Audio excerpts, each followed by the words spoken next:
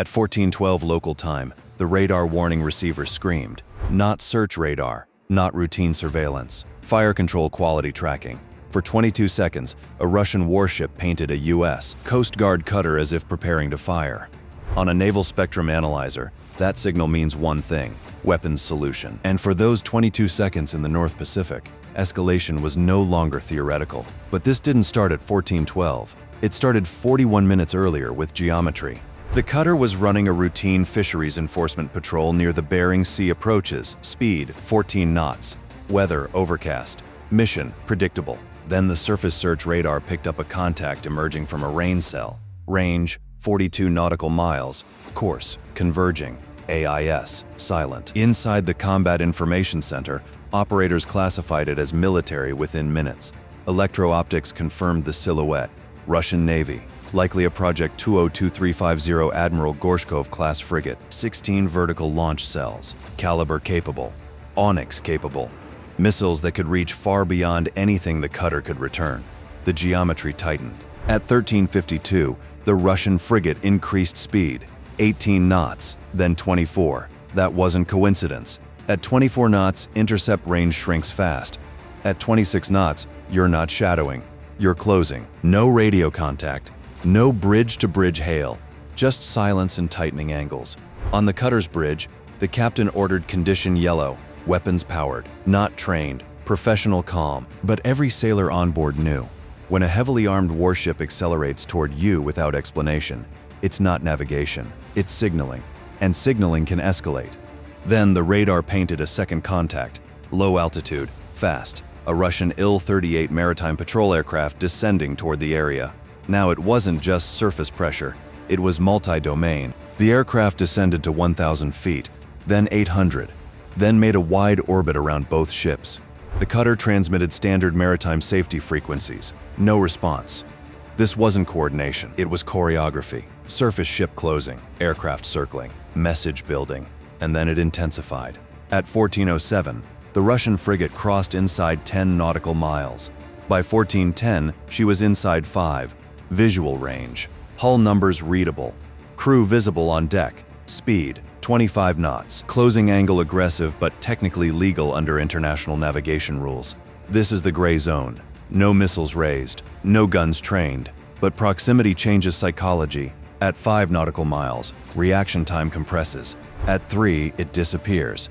And that's when the electronic spectrum shifted. Inside the cutter's electronic warfare console, emissions narrowed. The Russian radar shifted from wide area search to focused tracking. Frequency stabilized, beam sharpened. Operators exchanged a glance, because there's one more step beyond tracking. And at 14:12, it happened. Fire control radar, locked, stable, focused, for 22 seconds. Inside the CIC, no one spoke unnecessarily. Fire control quality tracking isn't casual, it's pre-engagement geometry. It means the targeting computer has enough data to guide a missile. The captain did not order reciprocal lock. That decision matters. Escalation control is discipline. Instead, he ordered documentation, timestamp, bearing, signal strength, waveform characteristics. But something else was happening. And this is where the situation nearly shifted from intimidation to miscalculation. At 14:14, just 2 minutes after the radar lock ended, sonar reported something unexpected. A transient contact, bearing 212. Faint, intermittent, not biologics, not surface reflection, possible submerged object. For 90 seconds, the contact flickered, then disappeared. The cutter had no confirmation, but the implication was chilling. Surface pressure, air pressure, electronic lock, possible subsurface presence. That's layered escalation. And layered escalation is rarely accidental. If a submarine was nearby, even just observing, the engagement math changed entirely. The captain didn't announce it ship-wide, but internally, readiness posture shifted, because a submerged platform compresses reaction time to seconds. The Il-38 descended again, this time to 500 feet, direct overflight. Prop wash rattled antennas. The aircraft banked sharply over the cutter, exposing underwing pylons. No visible ordnance. But altitude that low is not navigational, it's psychological. Three-dimensional pressure, surface, air, possible subsurface, and still no radio contact. The Russian frigate carried anti-ship missiles capable of striking from over 150 nautical miles. The cutter's 57mm gun, effective to roughly 9. Close-in systems, defensive only. But missile count doesn't equal dominance, because naval encounters don't happen in isolation. And the Russian captain had to calculate something he couldn't see.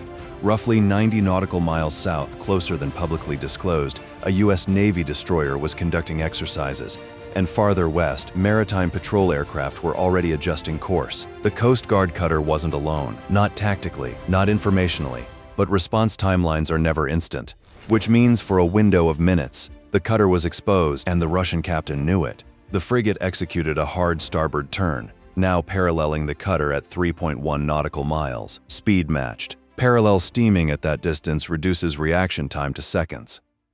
A missile launch detection at 3 miles gives almost no defensive window. The Il-38 tightened its orbit again. For nearly 4 minutes, the ships moved together in synchronized tension. No weapons doors opened, no missile hatches elevated, but posture screamed escalation, and everyone on board both vessels knew exactly how quickly that posture could shift. That 22-second fire control illumination wasn't random, it was measurement. How fast did the cutter react? Did defensive systems activate? Was there counterlock? Was there panic? Escalation testing is data collection. The Russian crew gathered electronic signatures, reaction timing, signal responses. But they also learned something else: restraint. The cutter never flinched. No aggressive maneuver, no radar retaliation, no visible weapon training.